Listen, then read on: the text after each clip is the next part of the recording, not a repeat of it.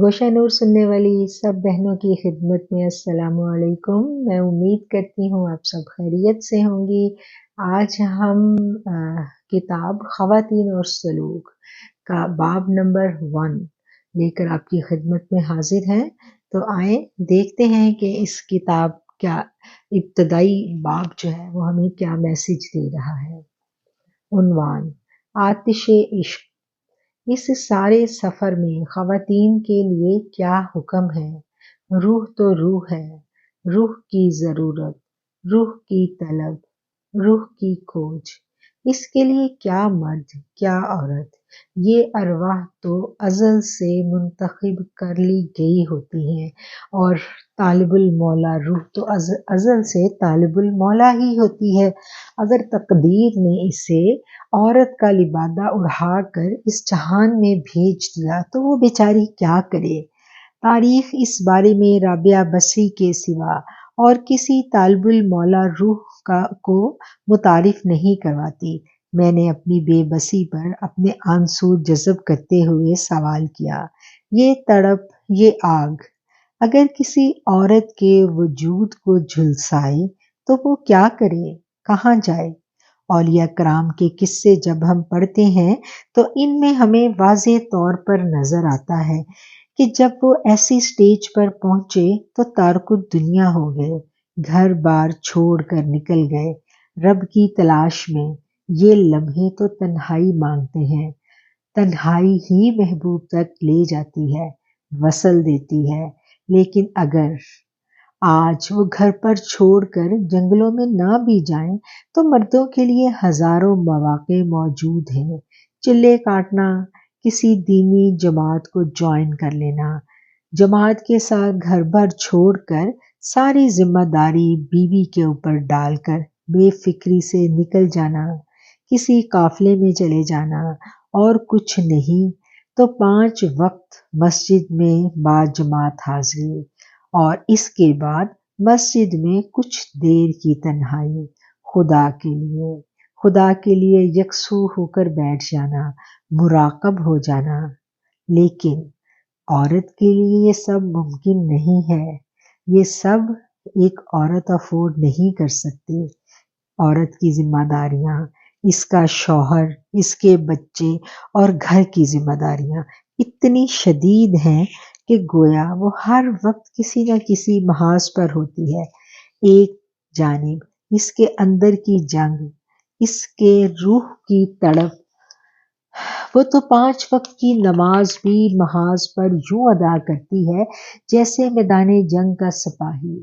कभी वो शीरख्वार बच्चे को अपने सीने से चिमटाए अल्लाह के हजूर नमाज की अदायगी के लिए खड़ी होती है और कभी रोते हुए बच्चे को खिलौने से बहलाकर इसकी आवाज़ों के शोर शराबे में मेराज के सफ़र पर रवाना हो जाती है। इस तरह वो बटे हुए वजूद के साथ तमाम फ़राइज़ अदा कर रही होती है।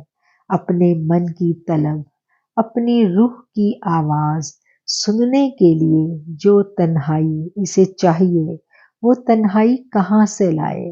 इसकी जिस्मानी जिम्मेदारियां इसके नाजुक वजूद को कैसे कैसे ज़दोकोब कर रही होती हैं। औरत की इस नाज़गी, इस लताफत को तो मेरे करीम आका सब्ज़ गुंबद के मकीन सरवरे कौनैन सल्लल्लाहु अलैहि वसल्लम ने किस खूबसूरती से इस मौका पर बयान किया था जब एक सहाबी अपनी ऊँटनी को तेजी से दौड़ा रहे थे जिस पर उनकी ख़वातीन सवार थी। तो मेरे करीम आका अलैहिस्सलातु वस्सलाम ने फरमाया, आप गीने हैं, आप गीने। औरत की नाज़गी को इससे खूबसूरत अंदाज में क्यों कर बयान किया जा सकता है। मेरे नबी करीम सल्लल्लाहु अलैहि वसल्लम औरत की इस नाजुक अंदामी को समझते थे, जानते थे, इसलिए उन्होंने औरतों पर खास शफकत फरमाई। बहन, बीवी और बेटी का मकाम उम्मत को समझा दिया। लेकिन जो जिम्मेदारियां कुदरत ने औरत पर डाल दी हैं वो इनको निभाते हुए अपने दायरा कार में रहते हुए ये सलूक का सफ़र कैसे तय कर सकती है। محبت سے عشق کا سفر، دوئی ختم کر کے یکتائی کا سفر۔ یہ کوئی معمولی سفر نہیں ہے، یہ تو آگ ہے جو وجود کو جھلسا دیتی ہے، اور کبھی یہ آگ اپنی لطافت تک پہنچ جاتی ہے، ایسی لطافت کہ آپ روح اور جسم کی قید سے نکل جاتے ہیں، جب وجود ہی نہ رہے، بدن ہی نہ رہے، لیکن اسے اپنے سے جڑے ہر رشتے کی طلب کو پورا کرنا ہے، یہ اس کے لیے لازم ہے۔ ایک شوہر اور بچوں والی عورت کے لیے یہ 24 گھنٹے کی مسلسل ڈیوٹی ہے۔ ان 24 گھنٹوں میں وہ اپنا کوئی ذاتی لمحہ بھی نہیں بتاتی۔ اس نے عبادات بھی ان رشتوں کے سامنے ہی ادا کرنی ہے، اور یوں ادا کرنی ہے کہ یہ عبادات بھی گویا ایک ذمہ داری تھی جو اس نے نبھا دی۔ عبادت کوئی روٹی نہیں ہے جو آٹا گوندھ کر پکا دی، عبادت تو کیفیات ہے، عبادت تو جذب ہے، یہ تو رب سے ملن ہے۔ ملن میں سرشاری نہ ہو، ملن میں یکسوئی نہ ہو، اور ملن میں تنہائی نہ ہو تو کیا کرے؟ اس کے آنسو بہنے کے لیے بھی محتاج ہوتے ہیں ان رشتوں کی اجازت کے۔ وہ بیچاری تو بلا اجازت اپنے رب کے سامنے آنسو بھی نہیں بہا سکتی۔ اس کا تنہائیوں میں مصلے پر بیٹھنا، اپنے رب کے لیے مراقب ہونا، اپنی عبادات کے وقت کو بڑھانا، اپنے آنسوؤں کے بند کو تنہائیوں میں بہنے کے لیے بے آواز کھول دینا، وہ ان سب کے لیے بھی اپنے سے جڑے رشتوں کے آگے جواب دہ ہو سکتی ہے۔ اپنے من میں اٹھے تلاطم کے بہاؤ کا کیا حکم ہے اس کے لیے؟ میں ایک ایک کر کے اپنے سوالات کی ساری پوٹلیاں، اپنے من کا سارا غبار اس شفیق عورت کے سامنے کھول رہی تھی۔ ہم اس وقت اس سفید چادر میں لپٹی نورانی چہرے والی ماں جی کے پاس موجود تھے۔ اگرچہ ان کے چہرے کی رنگت زیادہ گوری نہیں تھی، لیکن چہرے پر ایک عجیب سی روشنی، ان کے چہرے کو 14ویں کے چاند کی سی سفیدی دیے ہوئے تھی۔ مسکراہٹ چہرے پر سمیٹے درمیانے قد کی سفید بالوں والی ماں جی، جن کا وجود صبر و تحمل اور شفقت کا پیکر دکھائی دے رہا تھا، بے اختیار جی چاہے کہ آگے بڑھ کر ان کی گود میں سر رکھ کے زندگی کے سفر میں پیے ہوئے تلخیوں کے سارے گھونٹ آنسوؤں کی شکل میں بہا دوں۔ زندگی نے جتنے بھی کانٹے دیے، ان کانٹوں کی تکلیف کے سارے احساس آج اس عورت کے قدموں تلے دبا دوں۔ ایسی محبت، ایسی الفت ان کے وجود سے مجھے محسوس ہو رہی تھی، جیسے بے آباد سنگلاخ چٹانوں پر ننگے پاؤں برہنہ سر کوئی مسافر صدیوں کا سفر طے کر رہا ہو، اور سامنے اسے یکدم سرسبز درخت ندی کے کنارے خوش آمدید کہتا ہوا نظر آ جائے۔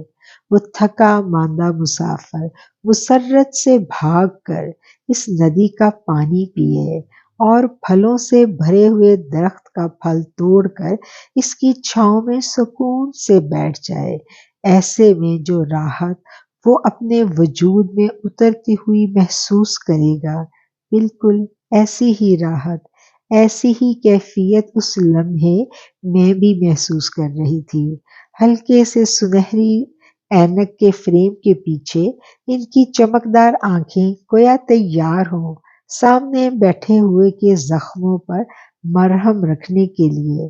ان کا دست شفقت، وہ بوڑھا ہاتھ اپنے اندر اتنا حوصلہ سمیٹے ہوئے ہو کہ وہ جس سر پر رکھ دے پھر وہ ہمیشہ کے لیے دکھوں سے آزاد ہو جائے۔ یہ کیسی عورت ہے؟ اللہ، تو نے اس عورت کو اتنا نوازا، میرے مولا، تو نے اس عورت کے وجود میں اتنا سکون رکھ دیا۔ ہم جن کا ان سے کوئی خونی رشتہ بھی نہیں، ان کی چھاؤں میں آ کر اتنا سکون محسوس کر رہے ہیں اور خواہ خواہ دل کر رہا ہے کہ آگے بڑھ کر ان کے پاؤں دبائیں، ان کی خدمت کریں اور پھر وہ ہمارے سر پر ہاتھ رکھ کے ہمیں کوئی دعا دے دیں۔ اللہ جی، یہ کیسی مہان عورت ہے جس کے وجود سے پورا ماحول جگمگ کر رہا ہے، جس کے وجود سے لگتا ہے یوں کہ پورے گھر میں روشنی ہے۔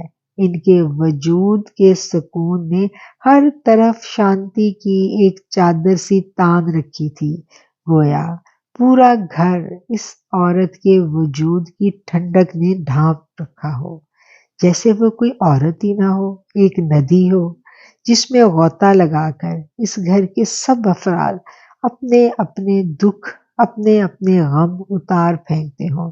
اس گھر کی سلطنت کے ہر باسی کو شانت رکھنے والی ایک مشین۔ ان کے وجود، ان کی شخصیت کو دیکھ کر میرے اندر کوئی مسلسل بولے جا رہا تھا، کیوں نہ باقی باتیں کرنے سے پہلے ہم چائے پی لیں بیٹا۔ انہوں نے چائے کی ٹرالی گھسیٹ کر قریب کرتے ہوئے مہمانداری سے مزین لہجے میں کہا۔ کمرے میں موتیا کی کلیوں کی ہلکی ہلکی خوشبو پھیلی ہوئی تھی، جو چائے کی گرم گرم خوشبو کے ساتھ ہم آہنگ ہو کر بہت بھلی محسوس ہوئی۔ میں نے خوشگوار موڈ میں چائے کا پہلا گھونٹ بھرا اور اپنے ارد گرد کے ماحول کا جائزہ لینے لگی۔ کمرے میں ایک طرف ڈبل بیڈ پڑا ہوا تھا جس پر ہلکے رنگ کے پھولوں والی چادر بچھی ہوئی تھی، ایک طرف صوفہ پڑا تھا، کونے میں تخت پوش جس کے ساتھ میز پڑا ہوا تھا جس پر قرآن کریم خوبصورت غلاف میں لپٹا لکڑی کی رحل پر پڑا، لکڑی کی روایتی رحل میں جگمگا رہا تھا۔ قریب ہی کچھ دینی کتب نظر آ رہی تھی۔ ایک پلیٹ میں موتیا کی کلیاں فضا کو معطر کر رہی تھی۔ ان الفاظ کے ساتھ ہی یہ مضمون ہم ختم کرتے ہیں اور بہت جلد اس سے اگلے مضمون کے ساتھ آپ کی خدمت میں حاضر ہوں گے، اور چینل کو سبسکرائب کر لیں تاکہ نئے آنے والے آرٹیکل کا نوٹیفیکیشن آپ کو مل سکے۔ بہت شکریہ۔ السلام علیکم۔